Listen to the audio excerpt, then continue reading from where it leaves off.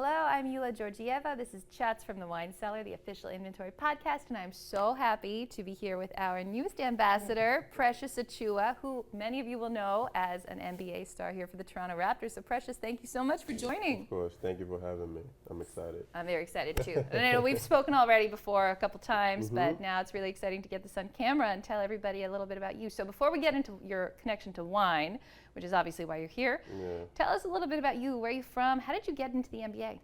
Well, that's a long story. I mean, where do I start?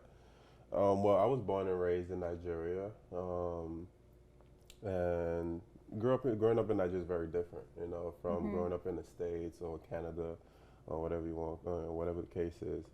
But growing up in Nigeria, you see things a lot differently. You know, the word is a little different. Then I got an opportunity to move to the United States, New York, which is also very different city from anything else to grow up in. You know, even people that from, let me say, even New Jersey, which is the neighboring state, literally right there, to New York. When they come to New York City, they're like, "Whoa, what's going on?" You know. But I moved to New York, that was a really, really big cultural shock. I was able to adapt to the city, adapt to things, the way people talk, move, act, all that kind of stuff. So went to school in the city, went to high school, went to college at the University of Memphis for 1 year, then got drafted by Miami Heat, and then, that's the rough story, the Cliff's that's notes. more so like how everything, you know, there's in-betweens, a lot of in-betweens, but that's just more so like a quick put together of the everything. overview. When did you start playing basketball? I started playing basketball right before I left Nigeria. I was 13 years old. Got to New York around 14-ish. And that was it. I just started playing back home and then went to New York, of course, go to middle school, high school. You play on the middle school team, play on the high school team, and then you just start getting noticed from there, getting scouting and all kinds of stuff. Go to college, and there's more scouting. It just becomes, you know, more crucial and crucial the higher, you know, you go. So. Yeah, that went really quickly for you then. It went super fast. You know, you look back and like, whoa, I was just in middle school, and then it's like, okay, I'm a senior, I'm graduating high school, and then I'm going to college, and then you go to college. For me, it was so fast because, like I said, I went to college for 1 year. And then the next thing is I'm in the real world in 8 months. You know, it was crazy. What's actually crazier was I came out the year COVID hit. So 2020 was the year I got drafted. And my draft is unlike any other draft that they've ever had in the NBA history since NBA became a thing, because we experienced such a long pre-draft process. So we got out of school around March because the NCAA season was cut short because of COVID and everything. You know, the whole world was kind of like put on standby. So we had a really, really long pre-draft process from March all the way up until November. Meanwhile, in the real scenario, the NBA draft happens in July. You know what I mean? So in June or July, you know, one of those months, I can't remember right now, but we had to go all the way until November to get drafted. It was a really long process, you know, but it was, looking back at it now, it's just, I like to say my class, I was part of a class that just had a different experience. You know, we could always look back and say, okay, that was unique. You know, you could look at all the craziness, everything that happened, not being able to go out, hang out with friends, not being able to go out to go eat. You know, you could say, oh, why does it have to be my class that we have to wait so long to get drafted? But you could also say, hey, that was my class that went through all that, you know, and we're still, you know, standing up, you know, strong in the NBA, representing and fighting. Yeah, I think that's one thing that I think all of us noticed about you right away. You're very positive, and I think you're very good at picking out the good moments. Of course, you have to. There's a lot going on. That's true, right? And it's all perspective. You can control to some extent. Yes. So when you went to the Miami Heat, that was where you first got drafted? Yes. So I got drafted in Miami. I got drafted to Miami Heat 2020, November, and played my first year for the Miami Heat. Then got traded to the Toronto Raptors my second and third year. Now I'm going into my fourth year in the NBA. And how are you liking the Big Smoke? It's good, you know. It's it's amazing. I'm very excited for the season to start. New coaching staff, everything is kind of fresh right now. We're a bit younger than we were in the past couple of years, but everyone is positive. I think everyone is in a good state of mind right now. So we are excited, looking forward to what the new season is going to hold. Well, you know that there are a ton of NBA players who are into wine. Correct. Right, and I did a dinner with JJ Redick. Oh, wow. Down in New York in May, and we were joking that he was going to become the new coach for the Raptors, and then we would have all had a big inventory dinner together. But, so was it in Miami that you first got into wine? Because there are some players in the Heat who are super into definitely. wine. Funny story, actually. I used to be so my rookie year in Miami, you have rookie duties every year in the NBA. So is it like hazing? Not necessarily hazing. Breaking you in. I'm not gonna call it hazing on camera. But it's just rookie duties. You carry the bags, or you gotta go get coffee early in the morning, or gotta go get McDonald's. Like it's just benign stuff. It's just more so like petty stuff. And I had my rookie duties as a rookie, and one of my rookie duties was carrying the wine case of one of my vets. So I made sure the wine case got on the bus, got on the plane. When the plane landed, I had to take it off the plane, put it on the bus, take it off the bus, and deliver it right to their room. And whenever we were leaving that city, I had to go to their room, pick up the wine case, put it on the bus, and just pretty much the whole, put on the bus, put on the plane, get off the plane, make sure it's in good condition. But they refused to give me the code to the wine case. Oh, that was going to be my next question. You had to check the inventory, quality control. I wanted to. I had one or two agendas. Yeah. Well, I think I know who this player was, because I think there's been stories about this famous wine case moving around. But was this Jimmy Butler? It was. It was Jimmy Butler. Yeah, Yes, I thought yes. so. That's good. So, but I mean, did you start then drinking wine with your teammates? No, well, I started before that. I started drinking wine before that. Well, I got introduced to wine a while ago. My dad was sort of not so much, but here and there he drink wine. My brother got into wine as well, so I started drinking again, picking up an interest for wine through my brother. And when I got up to college, I was like, hey, I want to drink. I was never a hard liquor person, so I wanted to drink wine. I already enjoyed it at the time. So I started getting into wine, started reading about it, studying about it, all kinds of wine and all kinds of stuff. And by the time my rookie year came, that's when I started, now I'm living by myself, And I don't want to say, drinking age in America is 21, but I was only 20 in college. I could say that now.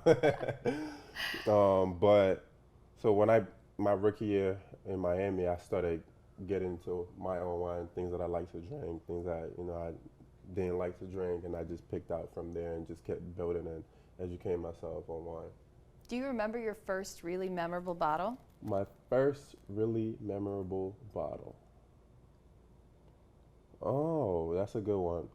I would probably say it might have been a port wine. I'd say either Taylor Fladgate or Presidential. One of them. I'm not so sure which one it was. Yeah. Port. That's not something that's that I guess it might, because it's a little sweeter. Maybe it's easier to get into. Yeah, I feel like it's easier to get into wine with something that's more sweeter than just more so like the really dry. You know what I mean? Like not everyone can really just get into it. Just pick up a Merlot or like a Cabernet Sauvignon or whatever and just enjoy it. You kind of have to build your palates to the point where it's like, okay, this is enjoyable for you. You got to kind of like build from, taste that you're already familiar with. And sweet was something that I was familiar with at the time, of course. So I started there and just kind of built from there up. We always say it's kind of similar to, how people get started drinking coffee. You start with like your hazelnut lattes. Like I don't drink coffee. Oh, you don't? No. Oh, well, most people, most normal people who drink coffee. Educate me. They start with a hazelnut latte or like a vanilla frappuccino or something like that. And then over time, you can build your way up to like a regular latte, and then eventually you end up with black coffee, right? Which is such an acquired taste. And it's similar with wine, I think, where it takes a little bit to acclimatize to. But you seemed like you liked it right away. I mean, it's one thing that I love about you is it's actually so rare that somebody who's as young as you is so into wine? Because it is something that, often it takes a bit of time for people to just develop an Correct. appreciation for it. It's Correct. quite a sophisticated Yes, it habit. is. But I mean, overall, you're a very sophisticated guy. But It's you a started so sophisticated young. habit and expensive habit. It is that too. That too. That it gets worse too It does get worse. over time. But yeah, it's something that I enjoy, you know what I Mm-hmm. mean? So I don't necessarily look at it as something so crazy. Mm-hmm. Like I said, I'm not really into hard liquor, all kinds of stuff. I'm just more so I just want something that's I don't feel any type of crazy way after drinking wine. Mm-hmm. Hard liquor, you feel crazy the next day. There's a hangover. You got to deal with that, or all kinds. You don't really feel yourself the next day. But I don't feel that with wine. And it's not something that you could just. I feel like wine is not something you could just. I mean, you could drink a lot of it, but then I feel like it gets to a point where it's not enjoyable anymore. Right. It's just like you get to a point where it's not enjoyable. You just got to find that good balance for me. Where I'm drinking and I'm like, okay, this is enough. Like I'm good right now. Yeah, and is it the taste of wine, or is it more the whole story and everything around wine, like the history and the culture that really attracts you? Because there's those two sides. I like both, but I think the history and the culture is what really attracts me to a particular bottle of wine or vineyard or whatever the case is. It's just the whole story and the history. Like I don't know, you go places and you say you visit a vineyard or you're reading about a certain bottle of wine and like, oh, this family migrated from somewhere in France and they moved to Niagara to start a vineyard about 60 years ago or 70 years ago. Like those stories are just so captivating, and then just to see that it's thriving from all the way from France to Canada and they doing well and they're producing really, really good wine is very, very captivating. And also I have to say Niagara actually has really, really good wine. People have to start acknowledging Niagara when they talk about wine. Well, I live in Niagara, as you know, so I'm very happy to hear you say that. But I agree, there are a lot, and I find this at many wine regions that the wine brands that you see on the shelf is just such a tiny snippet of what there is, and then when you actually go there, you get the full experience. So what other wine regions have you visited? I visited Niagara. I visited what's it called? Napa. Those are the only two I visited. I didn't have time to go to the south of France when I was in France, but it's definitely on my to-do list. I'm gonna go to France, Spain, and maybe Italy? no, not Italy. Definitely Italy, but it's in South America. Oh, Argentina, Mendoza? No, Chile? Chile. Chile. Yes. Nice. Yes, Chile. I want to go to Chile because they say it's the most organic wine there is, because of how The climate, and all. Yeah, that's interesting. So you see, like stuff like that's what excites me. I want to go to places like that, like and explore. experience it, see, explore. Yeah. Well, also, tell me if this is something you think is driven by your athlete side, but it seems like you really take your wine knowledge seriously. Like you genuinely want to learn and go out and experience and not necessarily read books. Maybe read books, but also just go out and like visit the wineries, visit the vineyards. Yes. And you're pretty focused and disciplined about it, hey? Like is that from being an athlete because you take that same sort of style of discipline and apply it to if wine? I'm passionate about something, if I enjoy, so this is like I enjoy playing basketball. I love to play basketball. And I'm passionate about basketball, so I go in the gym every day, multiple times a day. You're making me feel bad now. You're a pro athlete. I'm a pro athlete, so you don't got to feel bad. No, but yeah, so I go in the gym multiple times a day because I'm passionate about playing basketball, and I want to become better. I want to perfect my craft. I want to get better at playing basketball. Things I'm passionate about, I have the same approach for them. Wine is one of those things. Yeah, that's great, right? Because there's so much to learn. There is. Oh my gosh. There is. I don't think someone in a lifetime can cover the entire knowledge of wine. No, even like you talk to master of wines, right? Like the highest credential you can get, they still don't. They're still always learning, and there's always stuff changing. Like you said, there's people moving from France to wherever. So what are some wines right now in your collection that you're pretty excited about? Like, are there any wines or regions that you're particularly into right now? Yeah, so right now I'm collecting, well, not collecting necessarily, but I'm focusing a lot on Niagara. I'm drinking more from Niagara. There's this, what's it called, vineyard I went to, Stratus. Yeah, it's right across from my house. Really? Yeah. Are you serious? Yeah. And they have this cool looking bottle that decants the wine for you. Like, I think that's the coolest thing. It's so beautiful. But yeah, that's one of the vineyards that I've, been drinking from the past couple of months. I actually visited it not too long ago. They make amazing wine in my opinion. So yeah, Niagara, also Niagara, Spanish wine as well. Yeah, that's like Napa. You live in the States, you get a lot of those, And I mean, I'm not knocking it, but you live in the States, you get a lot of those. I'm just trying to like try something different, something new, and just expand from there. Where I got some bottles from France as well. So what I try to do wherever I go, if it's a wine region, I try to get a bottle or two from that region and bring it back. Nice. Not just to like collect and say, hey, this is what I got when I went here, So yeah. Well, is this one of the things that you actually do with inventory, right? Like, because I think one of the things that's so nice about wine is that it is like your repository of memories, right? It's all the places you've been. Yes. And I think, is that one of the things that you do? So Do you like, take I'm photos? like inventory. Like I'm collecting, I'm collecting wine. It's like I could look back and say, okay, this bottle reminds me of my time in France in 2022. And this one reminds me of my time in Italy in 2023, just so on and so forth. It's just something that I do is just so I could always remember. It's just kind of like I don't know, what do you call it?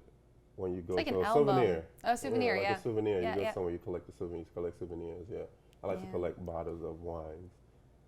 Well, are there any dream bottles that you have in mind? Like, are any of the, because you drink, I think you're pretty open-minded about it, right? Like, you'll drink from anywhere. Yes. But are there any dream bottles that you've I don't been have eyeing? a dream bottle, but I do have this. So I've refused to drink a Peanutaj from anywhere besides South Africa, and I haven't been to South Africa. So that's why I haven't tried a Peanutaj yet. Well, that's your home continent. It is. I mean, And Africa is very big. Yeah, It's not easy to get there from Nigeria. But you need to go visit South Africa. I know, and I have South African friends, and they are so not happy with me not coming to South Africa this year. They're like, dude, there's no way you didn't come to South Africa this summer, but I'm definitely gonna take a trip down there.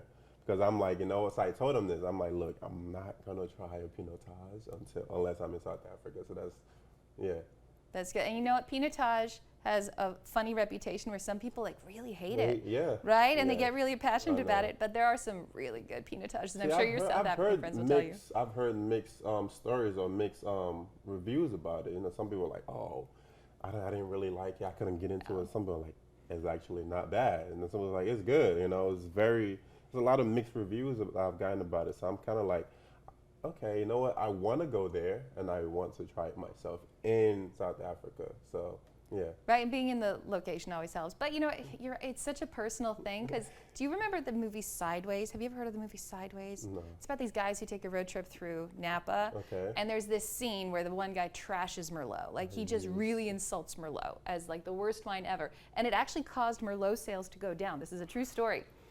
And the funny thing is that Petrus, which is one of the most famous Bordeaux wines ever, like the most expensive Bordeaux wine, is pure Merlot, right? So people are hating on Merlot, but then I think there's even a scene in the movie where later he's drinking Cheval Blanc or Petrus or one of the Bordeaux Merlot wines, right? So it's such a funny thing where people don't form their own opinions, whereas, like you said, you want to go there and make your own mind up. I want to go there and make my own opinion. Yeah, no, that's good.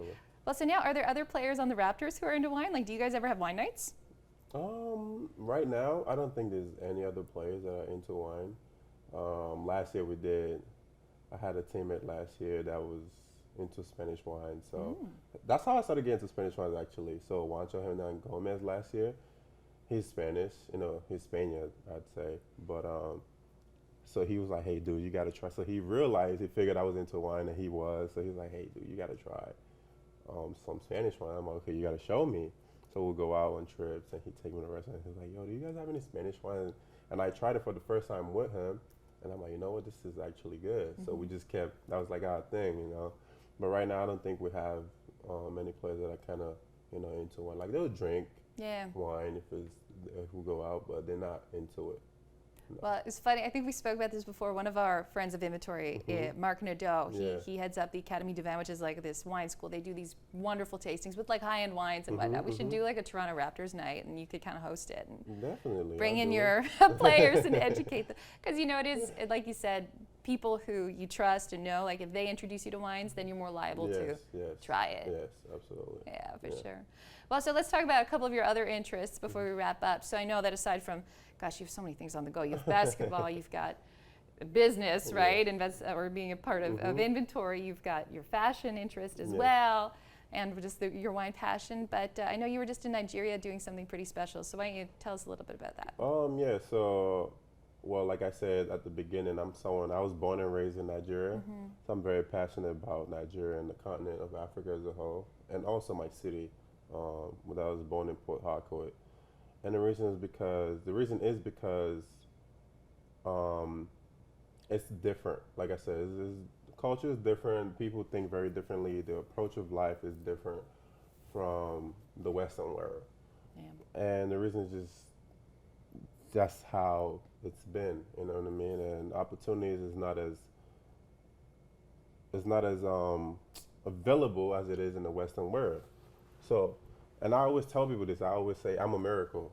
And I understand all those kids back home, they see me as a miracle as well. And I got to understand that a lot of people are looking up to me. So what I try to do is I try to use my platform to create as much opportunities for kids back home. So this year we just finished our second edition of What If Unlimited Camp. That's what we call it. Our organization is called What If Unlimited. And last year we had a What If Unlimited Camp. This year we're having a What If Unlimited Camp. And the reason our organization is called What If Unlimited is because the whole idea, like I just said, is trying to create unlimited opportunities. And the what if part is more so, what if a different decision was made from my end at the beginning? What if I decided not to go to school in New York? What if I wanted to go to school in Massachusetts or somewhere different? You know what I mean? So it's just those little what ifs. What if I decided to go to a different college than I did, rather than going to Memphis, or a different tournament that I decided not to go to? What if I miss an opportunity? So that's why we call it What If Unlimited, just more so trying to create the right opportunities and try to make those right opportunities as unlimited as possible for people. And that's more so not just anyone, but people that are not exposed to as much opportunities. And I'm very passionate about where I'm from. I'm very proud to be where I'm from. And so what we do is we go back, we host a basketball camp for kids back home. It goes from ages 9 through 17, 18. And these kids, they come out in hundreds. It's ridiculous. Last year we had around 650 to 700 kids. This year we were hitting over 1,000. I think it was 1,011 kids this year. So every year the number is increasing ridiculously. And for some reason, we always underprepared. Not underprepared in terms of like what we're doing. It's more so what we're giving out. So what we do is the camp is totally free for the kids. They come in to get basketball shoes, basically basketball gears, and they get free lessons because I bring my personal coach with me. Nice. So they get to see what an NBA training looks like. So he works very closely with the kids. I bring a professional, like an NBA photographer. I bring NBA videographers. Just try to create a whole NBA atmosphere so these kids, they can see what it takes or what it means like to play in the NBA. Because, like I said, I'm the only NBA player from my city, and they never really get the opportunity to be around something like that. So I just try to create a NBA environment so they can witness and dream bigger and understand that it's achievable. You know what I mean? It's so close to them. Yeah. They could feel it, they could touch it, they could experience it. It's not so far as they probably think it is. And I'm there every day, hands-on with all of them. And the most amazing thing is, last year we had just strictly basketball, so this year we incorporated life skills. And every year we just try to add on to that and try to improve on that and add more things to it. So this year we incorporated life skills, and we divided 1,011 kids into different groups. So the whole idea was we threw questions at them, threw various questions at them, and they had to problem solve as a group. So basically just social skills, how to interact with people, how to work in a group, how to problem solve in a group, come up with a solution, and then they have to appoint 1 or 2 representatives from the group to come tell everyone what the solution was for the particular problem that was given to them. So just mostly like just having them think about different things about life. So we incorporated that this year, thanks to my team. And yeah, it was amazing. It was a good time. But the biggest thing for me is this year out of the camp, we were able to get 4 attendees, I'd say, because it's not just players.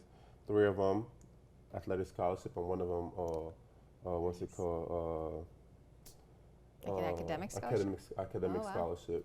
So 3 athletic scholarships and 1 academic scholarship. So that for me, that's the most important thing. To come to North America. To come to North America. That's to great. be able to go to school, play basketball, just become better, just make their lives better opportunities, whatever the case is. For me, the most important thing is just going to school.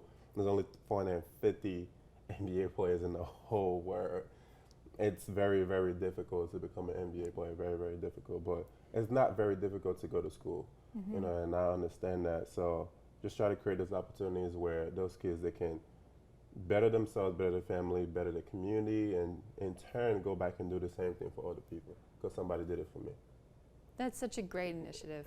Oh, congratulations. It's really great. You. And, maybe one day what we could do is if you're adding in all these additional life skills, maybe there's some budding sommeliers or winemakers in there and we could come run a little bit of a wine education component because, there's also opportunities in that world and bring it full circle.